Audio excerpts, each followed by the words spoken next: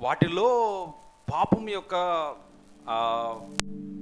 Power, the power of sin, మనకు తెలియకుండానే అది మనల్ని నాశనం చేసేటటువంటి శక్తి కలది. ఆ పాపం గురించి తెలుసుకున్నటువంటి మనం స్వభావము, మనలో ఉన్న పాప స్వభావం యొక్క లక్షణాలు ఈరోజు చూద్దాం. 6 రకాలైనటువంటి భయంకరమైనటువంటి పాపపు స్వభావాలు పౌలు గారు కొలస్సీలకు రాశారు. మనం ఆల్రెడీ కొద్ది వారాల నుండి ధ్యానిస్తున్నాం ఇన్ క్రైస్ట్ కదా. క్రీస్తులో మనం ఎలా ఉండాలి, క్రీస్తులో ఉన్న వ్యక్తిలో ఏవేవి ఉండకూడదో పౌలు గారు చెప్తున్నారు. లాస్ట్ టైం చూసాం జారత్వం, అపవిత్రత, కామాతురత, దురాశ, విగ్రహారాధన అయిన ధనాపేక్ష, వీటిని మీరు చంపివేయుడి అని ప్రభు చాలా పౌలు గారి ద్వారా చెప్పాడు. ఆ తర్వాత ఇప్పుడు చెప్తా ఉన్నాడు, ఒకవేళ కనుక మీరు అలాగే జీవిస్తే అవిధేయుల మీదకి, అవిధేయ కుమారుల మీదకి ఏమొస్తుందట? చదవండి అక్కడ, దేవుని ఉగ్రత వచ్చును. వచ్చును అని అంటే అర్థం ఏంటి? వస్తుంది అన్నమాట, వచ్చును అన్నమాట రెండు కూడా ఏం చెప్తా ఉందంటే కమింగ్ అనే చెప్తున్నాడు. Coming present tense, present continuous tense. వచ్చును, వస్తుంది. Today many disobedient people are receiving their results అని పౌలు గారు చెప్తున్నారు. ఇప్పుడు అలా చెబుతూ 8-9 వచనాలలో 6 విషయాలను చెప్పాడు. ఈ 6 ఒకదాన్ని నేనున్న ఈ కొద్ది నిమిషాల్లో మీ ముందుకు తీసుకొస్తాను. మరలా వచ్చే వారం మనం వాటిని చూడడానికి ప్రయత్నించేద్దాం. ప్రియమైన దేవుని కుటుంబమా, ఇప్పుడైతే మీరు కోపము, లాస్ట్కి ఏంటంటే దాన్ని ఏం చేయాలి? కోపాన్ని ఏం చేయాలి? అమ్మ చెప్పండి, అక్కడ చదువు చూసి చెప్పండి. విసర్జించండి, కోపమును విసర్జించండి. మీ అందరికి ఒక ప్రశ్న, కోపం చెవులలో నుండి వస్తుందా? చెవులు ఇక్కడే ఉన్నారు అందరు, పక్కన నుండి షేక్ చేయండి. జీవం గల దేవుడు మన మధ్యన ఉన్నాడు, మీకు సమాధానం కలుగును గాక. కోపం చెవులలో నుండి వస్తుందా? కళ్ళలో నుండి వస్తుందా? ముక్కులో నుండి వస్తుందా? నోట్లో నుండి వస్తుందా?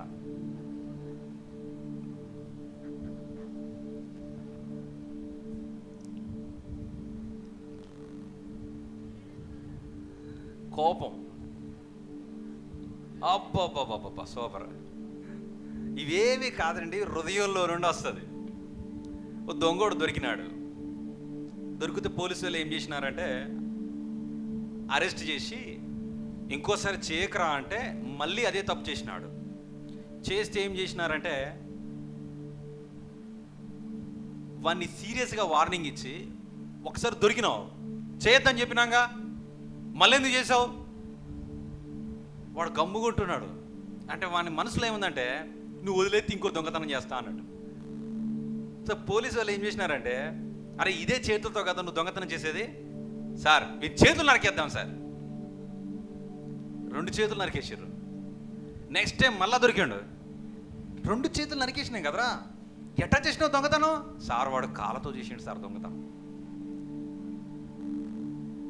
2 కాళ్ళు నరికేసినారు. ఇప్పుడు ఏం చేస్తాడు? చేతులు కాళ్ళు 2 నరికేసిన తర్వాత మళ్ళీ దొంగతనం చేసి దొరికినాడు. ఎట్ట చేసినావు? నోటితో తీసింది సార్. వాళ్ళకి అర్థమైపోయింది, వీడు దొంగతనం చేతులు నరికినా కాళ్ళు నరికినా, సార్ ఇప్పుడు వాని నోరులో నాలుక కోసేసిన, ఈవెన్తో మీ వాని కళ్ళు కూడా మీరు పీకేసిన, వాడు దొంగతనం చేయాలనుకుంటే ఎట్టనే చేస్తాడు సార్. ఎట్లా మార్చేదిరా బాబు? దొంగతనం అనే ఆలోచన కళ్ళలో నుండి రాదు, చెవులలోంచి రాదు, ముక్కులో నుంచి రాదు, నోట్లో నుంచి రాదు. కానీ అగో అక్కడ చెప్పాడు పేతురు గారు, హృదయంలో వస్తుంది. సో నా ప్రియమైన దేవుని కుటుంబమా, పాపము అనే విషయం ఆలోచిస్తున్నప్పుడు, పాప స్వభావం గురించి ఆలోచిస్తున్నప్పుడు మనం ఆలోచించాల్సిందంతా దేని గురించి అంటే మన హృదయం గురించే. మన హృదయం గురించి. దేవునిలో ఉన్న నేను ఎలా ఉండాలి అని దేవుని అడిగితే దేవుడు ఏమంటాడు తెలుసా? నా దగ్గర నువ్వు మంచి బట్టలు వేసుకొని మరి క్రైస్తవునిగా నువ్వు బయటికి కనిపించేటటువంటి బాహ్యంగా జీవితం బాగుండాలి. దానితో పాటు నేను ఎక్కువగా ఫోకస్ చేసేటటువంటిది ఏంటో తెలుసా? మాథ్యూలో చెప్తా ఉంటాడు, మత్తయి సువార్త 5వ అధ్యాయం 2వ వచనంలో, హృదయ శుద్ధి గలవారు ధన్యులు, వారు దేవుని. Purity in heart. నా ప్రియమైన దేవుని బిడ్డలారా, ఈ హృదయాన్ని ఎందుకు శుద్ధి చేసుకోవాలి ప్రభువా అని ఒకవేళ మనం దేవుని అడిగితే ఒకసారి తీయండి ఇర్మియా గ్రంథం 17వ అధ్యాయం 9-10 వచనాలు చదవండి ఒకసారి. ఇర్మియా గ్రంథం 17వ అధ్యాయం 9-10 వచనాలు త్వరగా తీసి నాకు హెల్ప్ చేయగలరు. హృదయం అన్నిటికంటే మోసకరమైనది, అది ఘోరమైన వ్యాధి గలది, దాన్ని గ్రహింపగలవాడెవడు? Question mark is there. Today many people are not recognizing their problem. ఒక గొప్ప దైవజనుడు ఏమని చెప్తాడు అంటాడంటే, అనా సమస్త మానవాళి యొక్క సమస్య దాని గుండె ఎక్కడుందో తెలిస్తే దాని గుండె తీసి బయటపడేస్తామా? బొమ్మకి అది బాగా వర్క్ చేస్తుందంటే దాని గుండెకాయ ఎక్కడుందన్నట్టు సెల్స్లో ఉంటుంది. సెల్స్ వేస్తే కీ తిప్పితే ట్రిర్ర నాడుతుంది. ఇప్పుడు సమస్య యొక్క గుండెకాయ ఎక్కడుందో తెలియాలి. So he said this quotation ఏం చెప్పాడంటే, the heart of the problem, the heart of the problem, సమస్య యొక్క హృదయం ఏంటంటే హృదయం యొక్క సమస్య అని చెప్పాడు. The heart of the problem is with the problem of the heart. అర్థమైందా? సింప్లీ ఈ సైడ్ సమస్య యొక్క హృదయం ఎక్కడుందంటే నీ హృదయంలోనే ఉంది. నీ హృదయమే పెద్ద సమస్య. దేవుడు చెప్తా ఉన్నాడు ఇక్కడ ఇర్మియా గారి ద్వారా, నీ హృదయం చాలా మోసకరమైనది, అది నిన్ను మోసం చేస్తాను, అది ఘోరమైన వ్యాధి గలది. దేహానికి వ్యాధి వస్తే నయం చేయనీకి బొచ్చడు డాక్టర్లు ఉన్నారు. హృదయానికి రోగం వస్తే, హృదయాన్ని కలవరపరిచేది వస్తే, హృదయంలో నుండి వచ్చేటటువంటి ఆలోచనలని కంట్రోల్ చేసేది ఎవరు? అసలు దాని గురించి ఆలోచించేవాడెవడు? 10వ వచనం చదవండి. ఒకని ప్రవర్తన బట్టి వాని క్రియల ఫలము చొప్పున ప్రతీకారం చేయుటకు యెహోవాను నేను హృదయమును పరిశోధించువాడను, అంతరింద్రియములను పరీక్షించువాడను. I am the God of your heart. నేను మీ హృదయమునకు దేవుడును, మీ హృదయమును పరిశోధించేవాడని.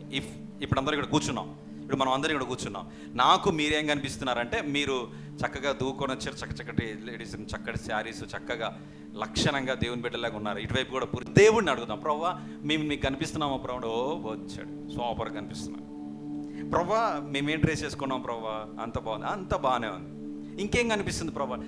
నీ హృదయం నాకు తేటగా కనిపిస్తుంది. Praise the Lord. నా హృదయం నీకు తేటగా కనిపిస్తుందా?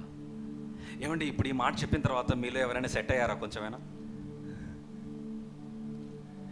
మన హృదయం దేవునికి తేటగా కనిపిస్తుంది. బయటికి ఎలా ఉన్నాము, of course it's good, but it is not important to the Lord. He always focus our mind, మన హృదయం, మన మనస్సును ఆయన చూస్తూ ఉన్నాడు.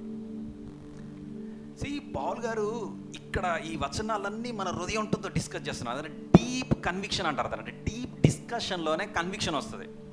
పౌల్ గారు బయట చెట్టు ఇల్లు అన్నీ మాట్లాడుకుంటూ వచ్చిన తర్వాత ఇక్కడ కూర్చోబెట్టి ఏమంటున్నాడంటే, నీ హృదయం గురించి కొద్దిసేపు మాట్లాడుకుందాం. ఏంటిది? నీ హృదయంలో ఉన్న ఘోరమైన పాపాలు, అది అక్కడి నుంచి పుట్టుకొస్తుంది. ఏంటిది అది? మొదటిది కోపం. మిమ్మల్ని ఒక ప్రశ్న అడుగుతున్నాను. అసలు కోపం అనేది భూమి మీద ఎక్కడ పుట్టింది? ఎవరిలో పుట్టింది?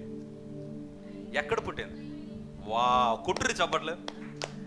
సూపర్ అండి. Let's go to the garden of Eden. అందరు నాతో రండి. అసలు కోపము ఎక్కడ పుట్టింది? ఈ కోపం వలన వచ్చే పర్యవసనాలు ఏంటి?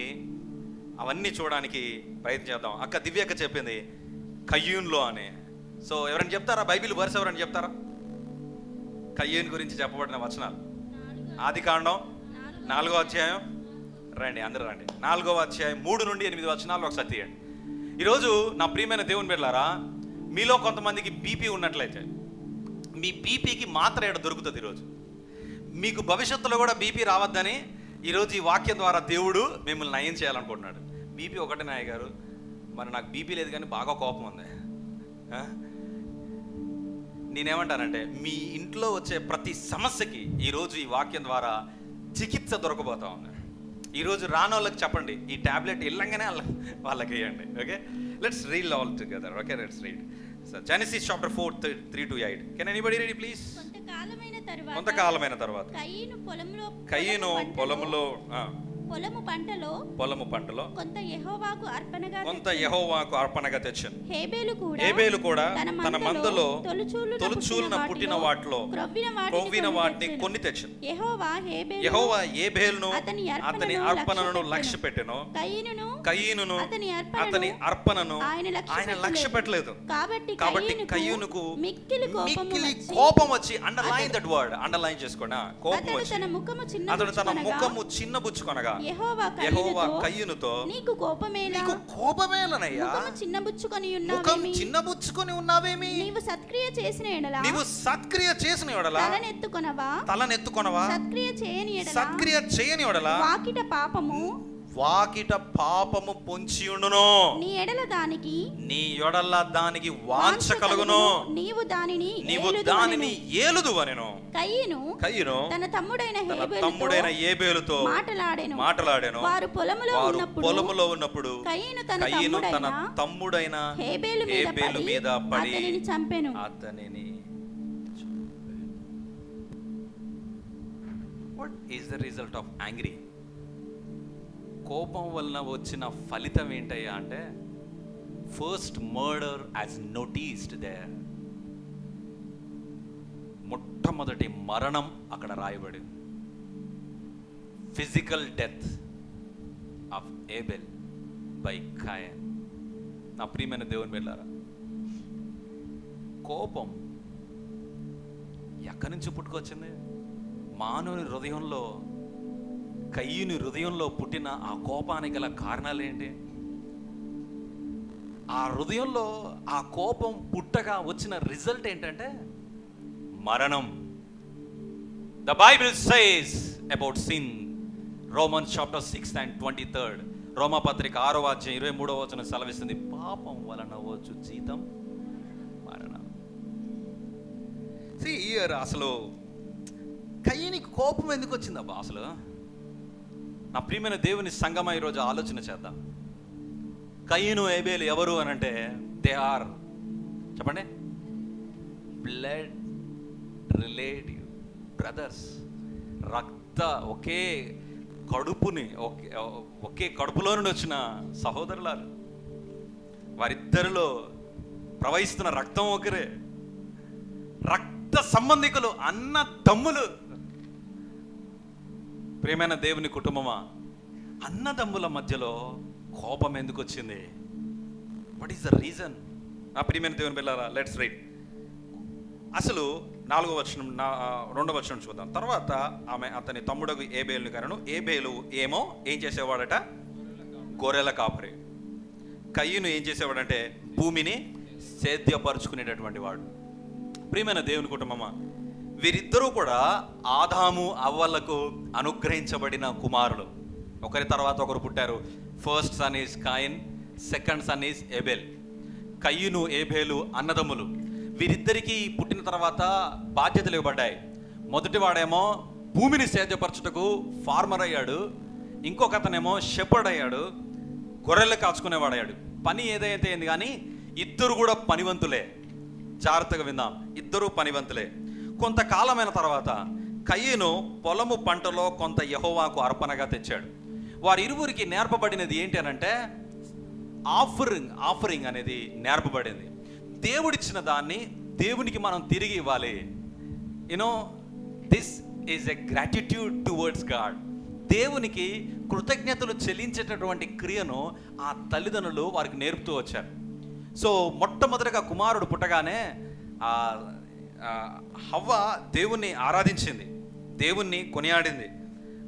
మనం చూస్తే కనుక హవ్వ కానీ యెహోవా దయ వలన నేను ఒక మనుషుని సంపాదించుకున్నాను అని she praised God. So gratitude and praising అనేది ఆదాము అవ్వల నుండి కయీను ఏబేలు నేర్చుకున్నటువంటి వారు కయీను దేవునికి ఇవ్వాలి అని ఏం తీసుకొచ్చి ఇచ్చాడు? తన పొలము పంటలో కొంత యెహోవాకు అర్పణగా తెచ్చాడు. It's good. And next 4th verse, Abel కూడా తన మందలో తొలుచూలను పుట్టిన వాటిలో కొవ్విన వాటిని కొని తెచ్చాను. Do good.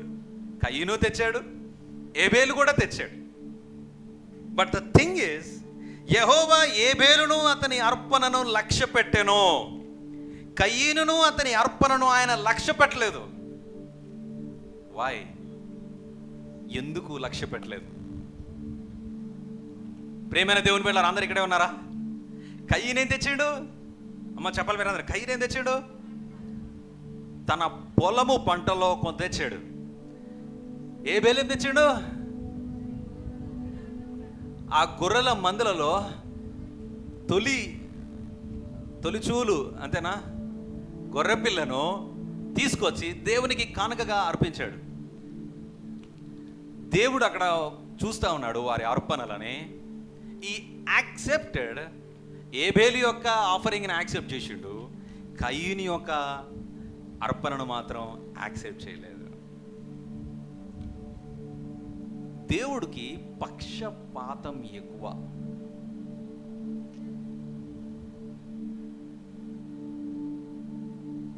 How many of you agree with me? నాతో ఎంతమంది ఏకీభవిస్తారు? దేవునికి పక్షపాతం ఎక్కువ. ఒకవేళ నేనే అక్కడ ఉంటే, నేనే అన్నానంటే మనలో ఒకటి లాంటి ఉన్నానంట. నీ వల్లనే ప్రభువా ఏబేలు చచ్చిపోయింది.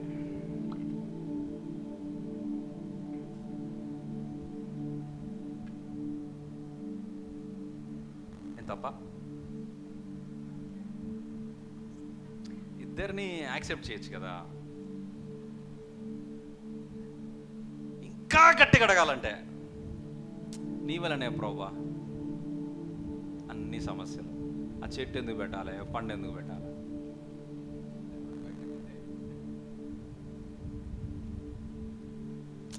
నేను ఇది అడగగానే చాలా మంది బొమ్మలు ఇట్లా ఆలోచిస్తున్నాయి. వామ్మో నిజమేగా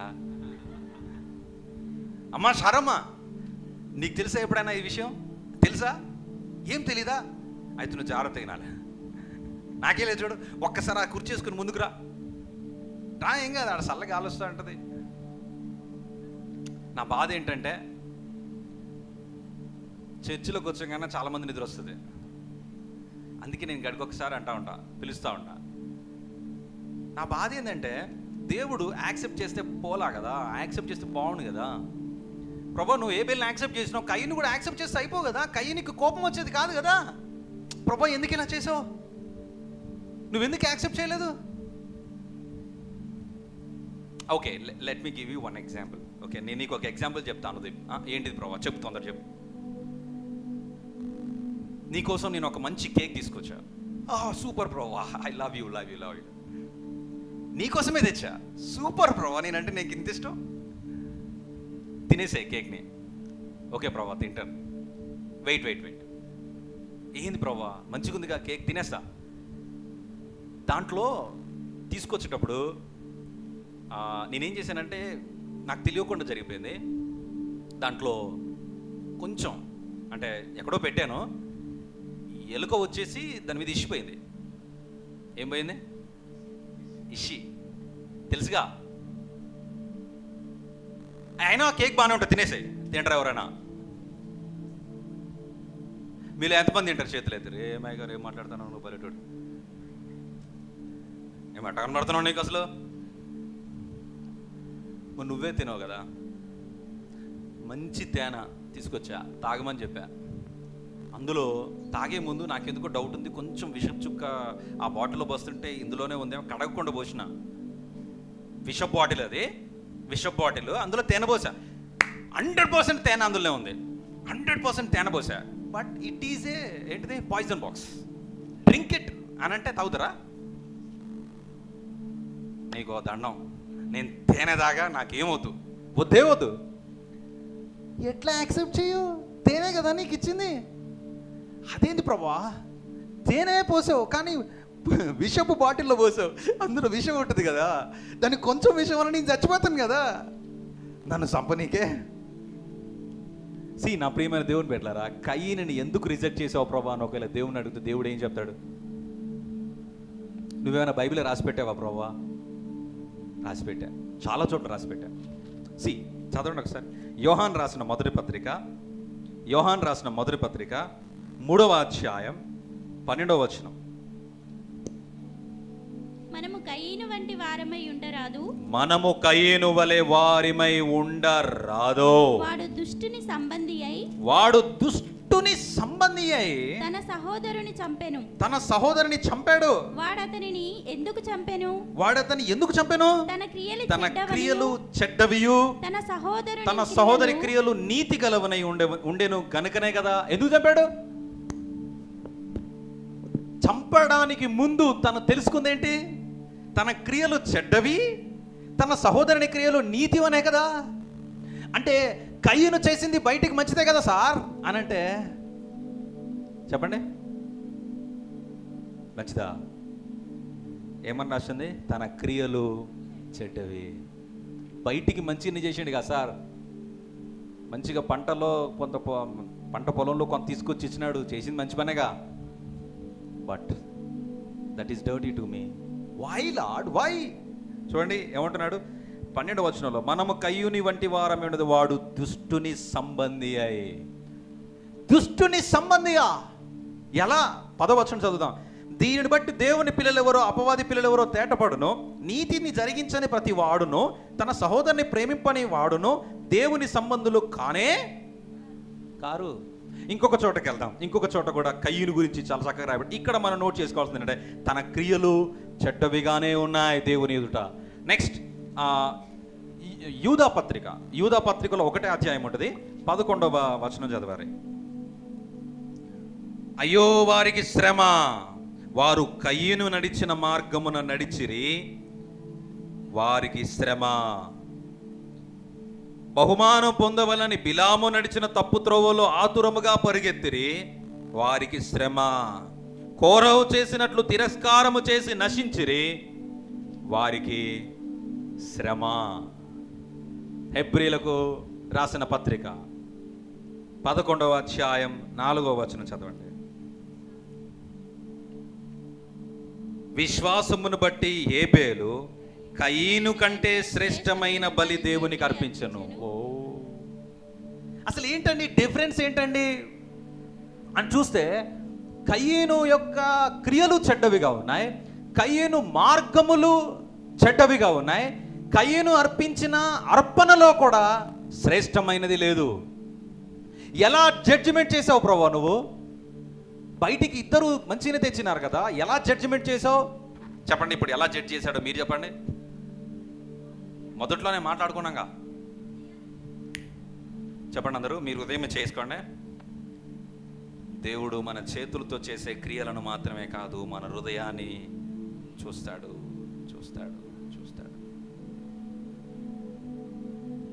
ఈ హృదయాన్ని చూస్తున్నాడండి ఆయన.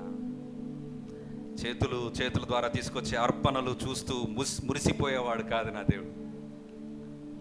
ఓ గ్రేట్ అని నీ చేతులతో తీసుకొచ్చే వాటన్నిటిని బట్టి నిన్ను యాక్సెప్ట్ చేసేవాడు కాదు.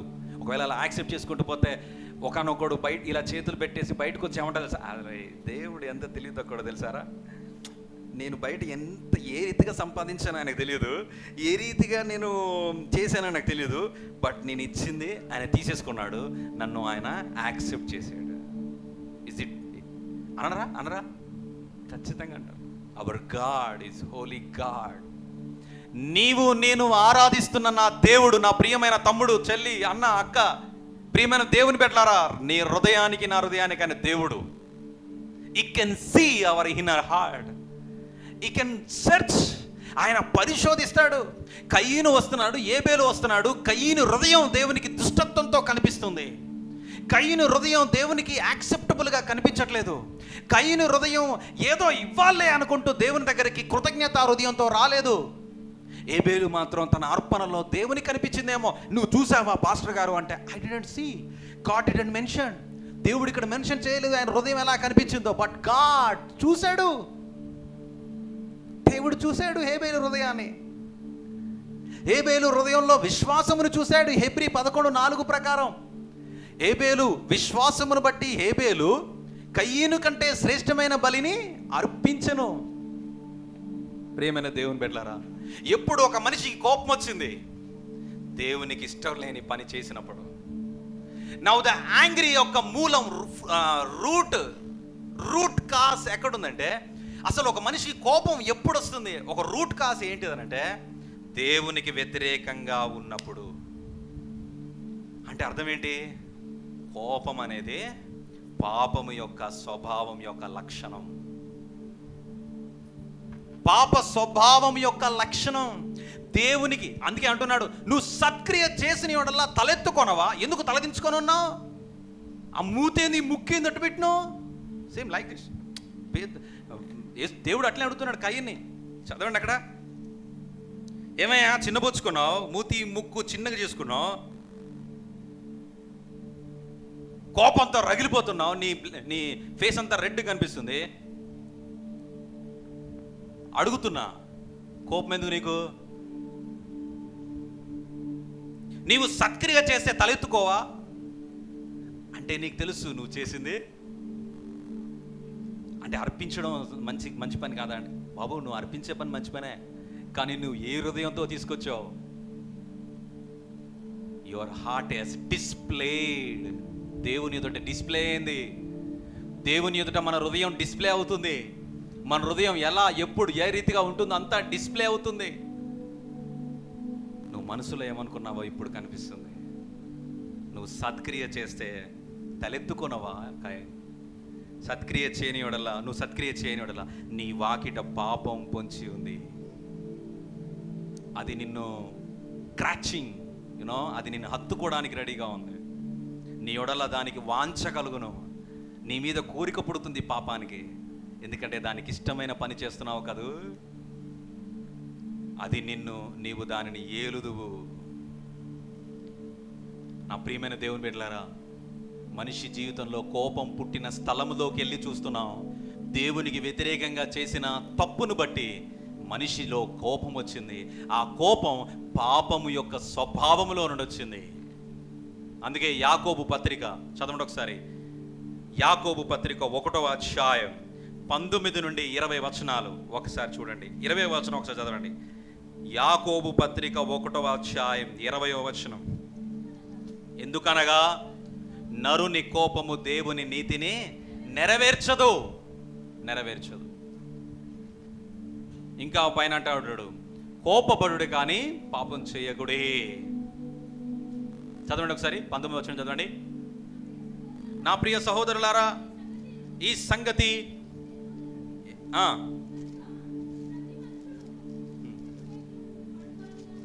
వినుటకు వేగిరముగాను, మాట్లాడుటకు నిదానించువాడుగాను, కోపించుటకు నిదానించువాడునై ఉండవలను. ఎందుకన్నా నరుని కోపం దేవుని నీతిని నెరవేర్చదు. నీ మనసులో ఉన్న దుష్టత్వాన్ని బట్టి ఒకసారి చూడండి నా ప్రియమైన దేవుని బిడ్డలారా. ఇప్పుడు కయీనుని దేవుడు యాక్సెప్ట్ చేయలేదు. ఏం చేస్తే బాగుంటుంది కయీను? అప్పుడు ఏం చేస్తే బాగుండేది? ఏబేల్ని యాక్సెప్ట్ చేశాడు, కయీన్ని యాక్సెప్ట్ చేయలేదు. అంటే దేవుడు నా హృదయాన్ని బట్టి ఆయన హట్ అయ్యాడు అంటే నా హృదయం ఆయనకు తేట కనిపించింది. So God is justice. దేవుడు నీతి గలవాడు, దేవుడు న్యాయవంతుడు. ఆయన నా హృదయాన్ని కూడా చూస్తున్నాడు. ఆయన రిజెక్ట్ చేశాడంటే ఏదో అర్థం ఉంది. ఖచ్చితంగా ఆయన నా మనసును చూశాడు. సో ఇప్పుడు నేనేం చేయాలి? ఏం చేస్తే బాగుంటుంది చెప్పండి అందరూ? సరి చేసుకోవాలి. సరి చేసుకోవడానికి అవకాశం దొరికిందా లేదా? కానీ సరి చేసుకోవడానికి బదులు, పశ్చాత్తాపడడానికి బదులు, సారీ చెప్పడానికి బదులు, సెట్ రైట్ చేసుకోవడానికి, సరి చేసుకోవడానికి బదులు ఏం చేశాడు? కోపం తెచ్చుకున్నాడు, ఇంకో పాపం చేశాడు. రెపెంటెన్స్ ఎక్కడ ఉండదో కోపం అక్కడ ఉంటుంది. ఒప్పుదల ఎక్కడ ఉండదో కోపం అక్కడ ఉంటుంది. If you don't agree with repentance you will get angry. ఎవరైనా నేను తప్పు అని చెప్తున్నప్పుడు నువ్వు యాక్సెప్ట్ చేయకపోతే వచ్చేది కోపంతో. కోపం అక్కడే పుట్టేది.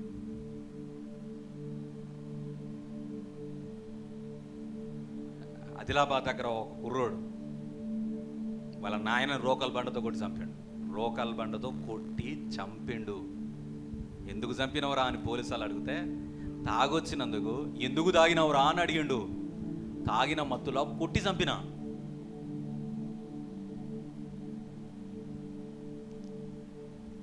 Today many people are slavers, living a slavery life under సిన్ఫుల్ నేచర్.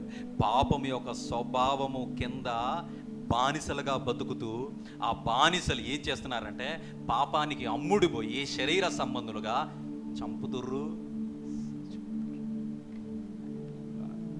Killing themselves. నరుని కోపం దేవుని నీతిని నెరవేర్చదు. రెపెంటెన్స్కు బదులు ఒప్పుకోదలకు ముందు కోపం వచ్చింది. నీలో ఒప్పుదల ఉంటే కోపం వస్తుందా? అందుకే ప్రియమైన దేవుని బిడ్డలారా, సామెతల గ్రంథం 21:27 ఒకసారి చదవండి. సామెతలు 21:27 ఫాస్ట్గా చదవండి. భక్తిహీనులు అర్పించు బలులు ఏహములు, దురాలోచనతో అర్పించిన యెడల అవి మరి హేయములు. ఇప్పుడు కయీను హృదయం ఎలా ఉంది దేవుని ఎదుట? భక్తితో వచ్చాడా? భక్తితో వచ్చాడా? భక్తిహీనుడిగా వచ్చాడు. నా ప్రియమైన దేవుని బిడ్డలారా, devotional life is not a out side appearance. భక్తి అనేది బయటికి నువ్వు చూపించే వస్త్రాలను బట్టి, నువ్వు వేసుకునేటటువంటి లేకపోతే నువ్వు ధరించేటువంటి వస్తువులను బట్టి, నువ్వు బయటికి కనిపించేటటువంటి కనబడేటట్లుగా చేసేటటువంటి ప్రదర్శనను బట్టి భక్తి కనబడదు. భక్తి కనబడదు. Your heart will decide your devotional life. Your works and deeds, నీ హృదయములో నుండి వచ్చే ఆలోచనల ద్వారా నువ్వు విత్తే క్రియలు నీవు భక్తిపరుడువా లేదా నిర్ణయిస్తాయట. నా ప్రియ సహోదరి సహోదరుడా, నా దేవుడు నీ నుండి కోరుకునేది భక్తి కలిగిన హృదయముతో అర్పించే బలులు. కయీను భక్తిహీనుడిగా అర్పించాడు. చూడండి నా ప్రియమైన దేవుని పిల్లరా, ఆఫరింగ్ని చూడట్లేడు దేవుడు. ఏం చూస్తున్నాడు? ఆ ఆఫరింగ్ వెనక ఉన్నటువంటి మోటివ్ చూస్తున్నాడు. ఏ ప్రేరణతో వచ్చావయ్యా నువ్వు? What is the motive? What is the motive? దేనికోసం వచ్చావు? ఈరోజు ప్రాస్పారిటీ ప్రీచింగ్లో ఏం జరుగుతుంది తెలుసా? ప్రభు దగ్గరికి వస్తే నీకు అది ఇస్తాడు, ఇది ఇస్తాడు అని అంటే చాలా మంది జనాలు దేనికోసం వస్తున్నారు తెలుసా? ప్రభు దగ్గరికి పాపాలు ఒప్పుకోవడానికి కాదు. దేనికోసం వస్తున్నారు? ఏదో ఒక అద్భుతం జరుగుతుంది, దానికోసం వస్తున్నారు. అలా వచ్చిన వాళ్ళు మరి ప్రభువులో కొనసాగుతున్నారా అంటే ఏమైతుంది? అవసరత తీరిపోతా ఉంది. నాకు ఆత్రం, నీకు స్తోత్రం. ఎప్పుడు? కష్టం వచ్చినప్పుడు. కష్టం అయిపోయింది, కష్టం తీరిపోయింది, ఆ సమస్య పోయింది, దేవుడు తీసేశాడు. దేవుడికి నువ్వంటే బలహీనత. నువ్వు ఏడిస్తే ఆయన కరిగిపోతాడు. ఆయన అలాంటి దేవుడు నేను స్వస్థపరిచిన తర్వాత మాట మారింది. ఇప్పుడేంటి? నాకు స్తోత్రం, నీకు ఆత్రం. ఇప్పుడు నువ్వు నన్ను ఆత్రంతో ఎంటాడాలా? నేను పారిపోతా ఉంటా, నువ్వు నా ఎంట రావాలి. ఎందుకంటే అవసరం తీరిపోయిందిగా. దేవునితో ఆటలు సరి అనేవి కాదండోయ్. దేవునితో నీకు ఇష్టం వచ్చినట్లు చలాయించడం ఆరోగ్యకరమైనది కాదండోయ్. ఆరోగ్యమైనది కాదు. జాగ్రత్త. కయ్యూను దేవుడు రిజెక్ట్ చేస్తే రెపెంట్ అవ్వాల్సిన వాడు కోపాన్ని తెచ్చుకున్నాడు. ఆ కోపం ఏం చేసిందంటే కయ్యూను ఏబేల్ని చూసి చూసి చంపేసింది. First murder as noticed there. 21వ సామెత 22వ వచనం, 29వ అధ్యాయం, సామెతలు 29:22 చూడండి. సామెతలు 29:22. కోపిష్ఠుడు కలహం రేపుతాడు, ముంగోపి అధికమైన దుష్క్రియలు చేస్తాడు. కోపిష్ఠుడు ఎలా ఉంటాడంటే ఎప్పటికీ కలహాన్ని దున్నుతా ఉంటాడు. వాడి మొహంలో ఎప్పుడు నవ్వుండదు. ఆ వ్యక్తి మొహంలో ఎప్పుడు నవ్వుండదు. ఆ వ్యక్తి ఎప్పుడు ప్రశాంతంగా ఉండడు. ఆ కోపం రగులుకుంటా ఉంటుంది. ఎందుకంటే తనకు ఇష్టం లేని పని ప్రేమించడం, తనకిష్టం లేని పని సమాధానంగా ఉండడం, తనకిష్టం లేని పని అందరూ ఆనందంగా ఉండడం, తను చేసే పని ఎవరు యాక్సెప్ట్ చేయని రీతిగా ఉంటుంది. కనుక ఆ కోపిష్టి ఎప్పుడు ఎలా ఉంటాడంటే కలహం రేపడానికి ప్రయత్నం చేస్తుంటాడు. ఎక్కడో ఒక దగ్గర చిచ్చు పెట్టాలి, ఎక్కడో ఒక దగ్గర. ఈరోజు మా పప్ప శ్రీజన్ ఇమాన్యుయల్ నన్ను మార్నింగ్ చర్చికి రెడీ అవుతా ఉంటే అడుగుతా ఉన్నాడు, డాడీ ఎందుకు అందరూ బ్లూ పెన్నే సెలెక్ట్ చేసుకుంటారు, బ్లాక్ పెన్ ఎందుకు సెలెక్ట్ చేసుకోరు రాయడానికి? అందరూ బ్లూ పెన్ తోటి ఎందుకు రాస్తారు? నేను డైలమాలు పడ్డా, ఏం చెప్పాలి నాకు. అందరూ రెడ్ పెన్ ఎందుకు యూజ్ చేయరు, బ్లూ పెన్ ఎందుకు యూజ్ చేస్తారు? మళ్ళా ఆయనే ఆన్సర్ చెప్పుకున్నాడు కొంచెం వెనక, నన్ను బతికించాడు. అంటే రెడ్ పెన్ తోటి క్వశ్చన్స్ రాస్తారు కదా, ఆన్సర్స్ అన్నీ బ్లూ పెన్ తోటే రాస్తారు కదా. బ్లాక్ పెన్ తోటి క్వశ్చన్స్ రాస్తారు, బ్లూ పెన్ తోటి ఆన్సర్స్ రాస్తారు కదా. So always the people like to use blue pen to give answers. Answer ఎక్కడ ఉంటుందో అక్కడే. ప్రియమైన దేవుని బిడ్డలారా, బాగా ఆలోచించండి. కలహం రేపేవాడిని, కోపం రేపేవాడిని ఎవ్వరూ పిలవడానికి లేకపోతే ఎవరు పలకరించడానికి ఓరు పోయి ఆమె నోట్లు వెళ్ళి పెడతాను, ఒరే జాగ్రత్తరా అంటాడా? ఉద్యోగం కొరకు ఎదురు చూస్తే, ఉద్యోగం కొరకు సరే, అదేంటి అమ్మ హైదరాబాద్లో దొరకలేదా ఉద్యోగాలు? మానుకోటకొచ్చి మరి హాస్టల్లో వండుకుంటా ఉద్యోగం వెతకాలనా అని అంటే, ఎంతమంది మీరు? నేను ఒక్కనే పెట్టాను. ఎవరు ఉన్నారా బ్రదర్స్? ఉన్నాడు. మరి ఎందుకమ్మా అక్కడ ఉండి ఉద్యోగం చేయకుండా ఎందుకు? వాళ్ళతో గొడవ పెట్టుకున్నానండి నేను. ఏం చేస్తున్నాడు? గొడవ పెట్టుకుని వచ్చి, అరే ఒక్కగాను ఒక బిడ్డ అమ్మ, నువ్వు గొడవ పెట్టుకోవడం ఏంటి? అంతే, నాకు నచ్చలే, ఇంట్లో నుంచి వచ్చేసిన. నా కాళ్ళ మీద నేను బతుకుతాను, నా కాళ్ళ మీద నేను బతుకుతాను. ఎన్ని రోజులు బతుకుతుంది?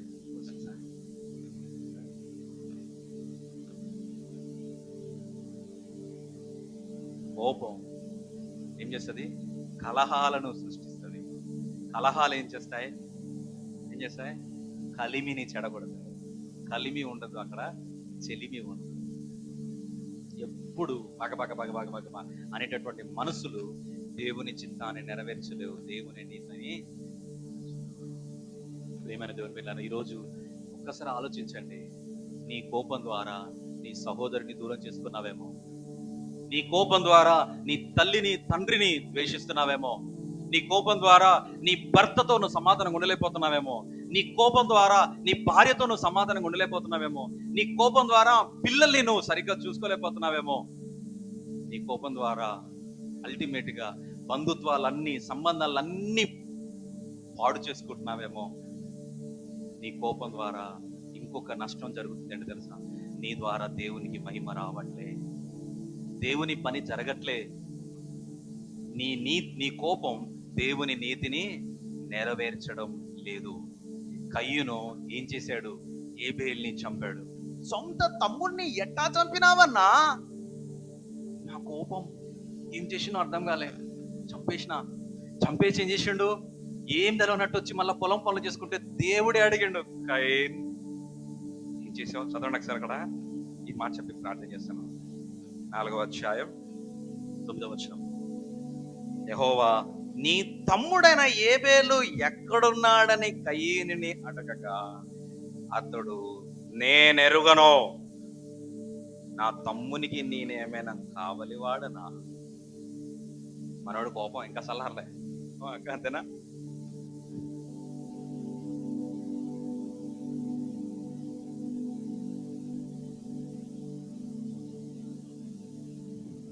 అప్పుడు ఆయన, నువ్వు చేసిన పని ఏమిటి? నీ తమ్ముని రక్తం యొక్క స్వరము నేలలో నుండి నాకు మొరపెట్టుచున్నది. Brother's blood is crime. చాలా మంది అనుకుంటారు, తప్పు చేశాను, కప్పి పెట్టేశాను, నీకు దొరకదులే, ఎవ్వరికి కనబడదు, నేను చేసిన తప్పు ఎవ్వరికి దొరకదు అని అనుకుంటాం. కానీ చెప్పండి, సింపుల్గా చెప్పండి, ఇప్పుడు విత్తనం వేసాం, చెట్టు రాకుండా ఉంటుంది అక్కడ. తప్పు చేసిన ప్రతి ఒక్కడికి ఏముంటది? ఖచ్చితంగా దొరుకుతాడు, ఖచ్చితంగా ఖచ్చితంగా దొరుకుతాడు, ఖచ్చితంగా శిక్ష ఉంటుంది. ఇట్లనే చెప్తుంటే ఒక ఆయన అన్నాడు, మీరు చెప్పింది నేను యాక్సెప్ట్ చేయను అన్నాడు. ఎందుకు భయ్ అని అంటే, నేను దేవుని కన్నా తెలివిగలనే అన్నాడు. నేను దొరకకుండా తప్పు చేస్తాను, నేను దొరకకుండా తప్పు చేస్తాను. అసలు నేను ఇప్పటివరకు ఎన్ని తప్పులు చేశానో మా మమ్మీ డాడీకి తెలియదు, నేను ఇప్పటివరకు ఎన్ని తప్పులు చేశానో నా భార్యకి తెలియదు, నా భర్తకు తెలియదు. ఇప్పటివరకు నేను ఎన్ని తప్పులు చేశానో మా వాళ్ళకి ఎవ్వరికి తెలియదు తెలుసా, ఈవెన్ పోలీసులకు కూడా తెలియదు. నేను అంత తెలివిగలవా? ఎక్కడండి రీసెంట్గా ఒక ఆయన ఏదో గుడి దగ్గర దగ్గర 100 మంది అమ్మాయిల్ని పాడు చేసి చంపేసి అక్కడే బంధు పెడితే, వాళ్ళకు హెల్ప్ చేసినటువంటి ఆయనతోటి బంధు పెట్టించారంట. ఆయనతోటి ఖననం చేపిస్తే ఆ వ్యక్తి దేశాలన్నీ తిరిగి వచ్చి ఆఖరికి మళ్ళీ వచ్చి ఏం చేసిండు? ఎందుకు చెప్పిండు? నా మనస్సాక్షి ఒప్పుకోవట్లేదు సారు, నా చేతులతో ఎంతోమంది చిన్న చిన్న పిల్లల్ని చంపేసి వాళ్ళని ఈ మట్టిలో పెట్టాను, నాకు నిద్ర పడతలేదు, మనస్సాక్షి ఒప్పుకోవట్లేదు. ఆ ప్రియమైన దేవుని బిడ్డలారా, ఆ వ్యక్తి అంటా ఉన్నాడు, నేను చాలా తెలివిగా తప్పించుకుంటాను అని అంటే, ఆ టైంలో నేను చెప్పాను, నాకు గుర్తొచ్చాడు యూదా, యూదా ఇస్కరియోతు యూదా. అతనిలో అపవాది ఉండి యేసుప్రభుని అప్పగించడానికి సిద్ధపడుతుంటే దేవుడు ఏం చేశారు తెలుసా? నేను ఎవరికైతే గిన్నె అప్పగించబోతున్నానో వాడే నన్ను అప్పగించబడేయాడని గిన్నె తీసుకొచ్చి ఎవరి చేతిలో పెట్టాడు? యూదా చేతిలో పెట్టాడు. యూదా చేతిలో పెడితే అందరూ ఎవరికి చూసారు? అమ్మ, అప్పగించేటోడు యూదానే అన్నప్పుడు యూదాని గుర్తుపట్టి అందరూ కొడతారేమో, లేకపోతే ఏమైనా ఆటంకపరుస్తారేమో అని వెంటనే యూదాతో ఏమన్నాడు? లీవ్ దిస్ ఆల్, నీ పని నువ్వు చేయడానికి వెళ్ళిపో యూదా. అంటే ఎవరు కప్పు పెట్టేసారు? ఎవరు కాపలా కాసారు? మనలో చాలా మంది ఇలా విర్రవీగుతూ ఉండొచ్చు, నేను చేసే తప్పులు ఎవరికి కనబడట్లేవని. నేనంటాను, దేవుడు కాపలా కాశాడు దానికి. నీ పరువు పోవద్దు. నువ్వు దొరికితే నువ్వు అందరి ముందు నేరస్తుడిగా ఉంటావని, నీ తప్పు నువ్వు ఒప్పుకునే రోజు కోసం అన్నిటికీ కావలి కాసిండు నువ్వు చేసే తప్పులన్నిటి. ప్రియమైన దేవుని బిడ్డలారా, హేబేలు రక్తం ఘోషిస్తుంది, కేకలేస్తుంది, నన్ను మా అన్నయ్య చంపాడు, మా అన్నయ్య నన్ను చంపాడు, వాడే దోషి, నన్ను చంపింది వాడే, నా అన్న నన్ను చంపాడు, నా అన్న నన్ను చంపాడని హేబేలు కేకలేస్తుంటే, ఆ రక్తం కేకలేస్తుంది. దేవుడు అడుగుతా ఉన్నాడు, కయ్యేన్, నువ్వు చేసినది ఏమిటి? చదవండి ఈ చదివేది. నీ తమ్ముని రక్తం యొక్క స్వరము నేలలో నాకు మొరపెడుచున్నది, కావున నీ తమ్ముని రక్తమును నీ చేతుల నుండి పుచ్చుకొనుటకు నోరు తెరిచిన ఈ నేల మీద ఉండకుండా నువ్వు శపింపబడిన వాడవు. Don't stay here. ఈ భూమి మీద నువ్వు శపించబడిన వాడవి. నీవు నేలను సేద్యపరచినప్పుడు అది తన సారము నీకు మీదట నీకు ఇయ్యదు. నీవు భూమి మీద దిగులు పడుచు, దేశ దిమ్మరు వెండి, కోపంగా ఉన్నవాడు ఎక్కడైనా ప్రశాంతంగా ఉండి చూసిరా అండి? కుటుంబం చెల్లాచెదరైపోతుంది, నేల సరిగ్గా పండదు, ఏది కూడా. ఆ కోపిష్టి హృదయం ఎక్కడ సమాధానంగా ఉండదు. మనుషుల్ని కోల్పోతూ ఉంటాడు, సంబంధాలు కోల్పోతుంటాడు, ఎవరైనాతోటి చెలిమి చేయడానికి కూడా ఇష్టపడరు.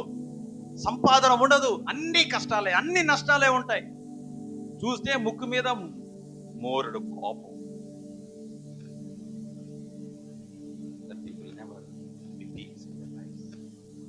చచ్చిపోతూ బతుకుతుంటారు రోజు. ప్రియమైన దేవుని బిడ్డలారా, కోపాన్ని ఈరోజు తీసేద్దాం. ఆ కోపాన్ని తీసివేయడానికి ప్రభు ఇచ్చే గొప్ప మాట ఏంటో తెలుసా? హేబేలు రక్తము. హెబ్రీలకు రాసిన పత్రిక, ఈ మాట చదివి ముగిస్తాను. హెబ్రీల రాసిన పత్రిక 12వ అధ్యాయం 24వ వచనం చదవండి. కొత్త నిబంధనకు మధ్యవర్తి అయిన యేసునొద్దకును ఏబేలు కంటే మరి శ్రేష్టముగా పలుకు ప్రోక్షణ రక్తమునకు మీరు వచ్చి ఉన్నారు. ఏబేలు కంటే మరి శ్రేష్టముగా పలుకు ప్రోక్షణ రక్తం ఏం చేస్తుంది? ఏబేలు రక్తమేమో నేరం ఎవరి మీద చెప్తుంది? కయ్యను నన్ను చంపాడు దేవా, కయ్యను నన్ను చంపాడు అని ఏబేలు రక్తం కేకలేస్తుంటే, యేసు రక్తము కల్వరి కొండ పైన చిందించబడింది మన కోసము. ఆయన దేవులు ఆఖరి రక్త పొట్టు వరకు కార్చబడింది. ఆ రక్తం ఏమంటుందంటే, అనుదీప్ చేయలేదు ఆ తప్పు, నేను చేశాను. నేను ఆ నేరాన్ని ఒప్పుకుంటున్నాను. చంపింది కయ్యనే. ఏబేలు ఏం చెప్తుంది? రక్తం కయ్యనే చంపాడు. కానీ అదే టైంలో యేసయ్య రక్తం ఏముంటుందంటే, కయ్యను పాపాన్ని నేను ఒప్పుకుంటున్నాను. కయ్యను కాదు చంపింది, నేను ఒప్పుకుంటున్నాను. కయ్యని మీదకి రావద్దా శిక్ష, నేను భరిస్తున్నాను. ఆ రోజు కయ్యనికి ఆ భాగ్యం లేదండి, కానీ నీకు నాకుంది. గట్టిగా చెప్పాలంటే, ఒకవేళ చిప్పు అదేమంటారు HDML వైర్ని తీసుకొచ్చి, ఆ కనెక్షన్ తీసుకొచ్చి మన హృదయానికి పెట్టి, ఒక ప్రొజెక్టర్ పెట్టి ఇక్కడ మన హృదయాన్ని చూపిస్తే ఒక్కొక్కడు బయటపడతాడు కయ్యన్ లాంటాడు. ఆ రోజు కయ్యనికి లేని భాగ్యం మనకు దొరికింది. మనం బయటికి ఏబేలు లాంటి వాళ్ళమే, లోపల అయితే దేవుడు అంటా ఉన్నాడు, నువ్వు ఒకవేళ కయ్యనువే కావచ్చు, అఫ్కోర్స్ యు ఆర్. నువ్వు కూడా కోపంతో రగులుకునేవాడు కావచ్చు. ఆ కోపంతో నీకు ఈరోజు ఎక్కువ బంధుత్వాలు లేవు. ఆ కోపంతో నీకు అనేక రోగాలు, ఆ కోపంతో నీకు సమాధానం లేదు. Yes I know. అయితే ఇప్పుడు చెప్తున్నా, నేను ఏబేలు రక్తం వంటి అని కాదు, నేను కాచిన రక్తం, పరిశుద్ధమైన రక్తం. ఆ రక్తం ఏం కేకలేస్తుందంటే, దేవా నా తండ్రి, ఆ నేరాలు నేను ఒప్పుకుంటున్నాను, అనుదీప్ని క్షమించు, నేను ఆ నేరాన్ని ఒప్పుకుంటున్నాను అని. కయ్యని మీదికి ఆ రోజు శిక్ష వచ్చింది, కానీ నా మీదికి నీ మీదికి మన కోపం ద్వారా వచ్చిన శిక్ష మన మీద పడకుండా యేసయ్య చేశాడు. అందుకే యోహాను పత్రిక 1వ అధ్యాయం 1 యోహాను 1వ అధ్యాయం 9వ వచనంలో ఏమన్నాడు? మన దేవుడు నమ్మదగిన వాడు, నీతిమంతుడు గనక మనము మన పాపములు ఒప్పుకొనని ఎడల ఆయన మనల్ని సమస్త దుర్నీతి నుండి పవిత్రులుగా చేయి. ఈరోజు మన కోపాన్ని మనం ఒప్పుకోము. కోపం ఎక్కడొచ్చిందంటే, పశ్చాత్తాపం లేని చోట వచ్చింది, ఒప్పుదల లేని చోట వచ్చింది, సత్క్రియ లేని చోట వచ్చింది. నువ్వు మంచి పనులు చేస్తున్నప్పుడు యు నెవర్ బి యాంగ్రీ. కోపము పాపము చేయుటకు ద్వారము. ఆ కోపము మరణానికి దారి తీస్తుంది. ఈరోజు చాలా మంది హత్యలు, ఆత్మహత్యలు కానీ, ఆవేశపూరితమైనటువంటి ఏమంటారు డిస్పాచెస్ కానీ ఏమంటారు, వాటన్నిటి కారణం ఏంటంటే చెప్పండి, కోపం కాదా? ఆ కోపం నిన్ను నాశనం చేయకముందు ఈ రోజు ఆ కోపాన్ని ఏం చేద్దాం? సమాధి చేసేద్దాం, విసర్జిద్దాం. Let's pray.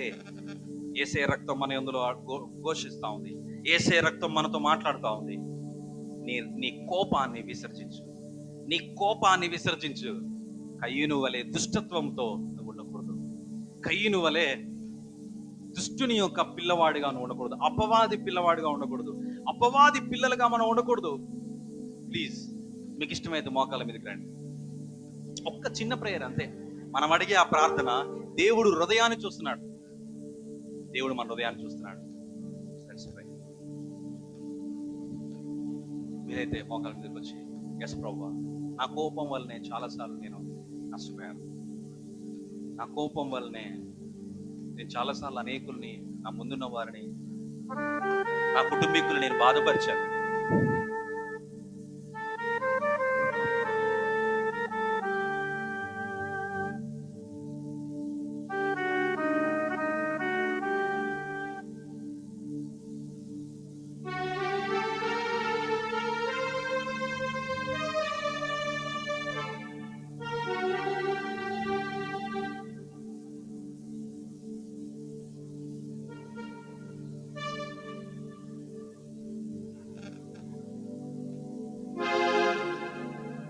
జీవితంలో నువ్వు ఇంకా ఆనందంగా ఉండకపోవడానికి గల కారణం ఖచ్చితంగా ప్రభు ఈరోజు చెప్తా ఉన్నాడు, నీ కోపమే.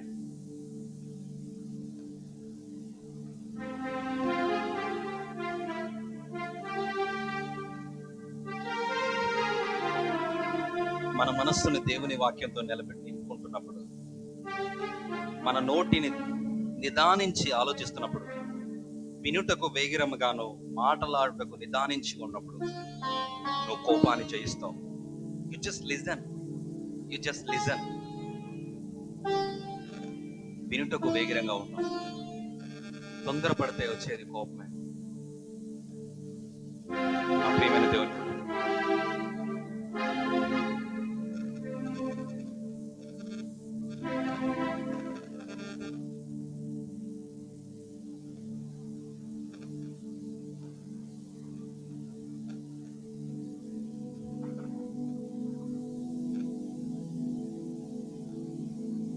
మీలో ఎవరైనా ప్రేరేపించబడిన వారు ప్రార్థిస్తారు.